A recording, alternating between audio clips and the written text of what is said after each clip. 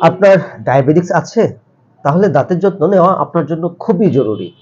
কারণ ডায়াবেটিস যাদের আছে তাদের মাড়ির ইনফেকশন, দাঁতের লুজ হয়ে যাওয়া এমনকি দাঁত পড়ে যাওয়ার সম্ভাবনা অনেক বেশি। রক্তের শর্করার পরিমাণ বেশি থাকলে মুখে ব্যাকটেরিয়া বাড়ে, যার কারণে দাঁতের রোগ দ্রুত ছড়িয়ে পড়ে।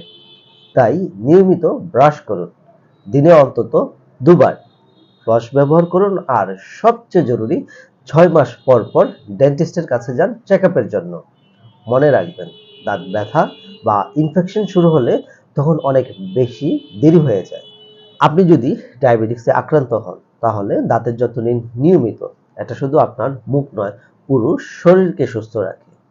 আর দাঁত ও মুখ সম্পর্কে বিস্তারিত জানতে চাইলে আমাদের এই পেজটিকে ফলো রাখুন এবং আমাদের সাথে থাকুন। আমরা আছি আপনার পাশে। সচেতন থাকুন, সুস্থ থাকুন।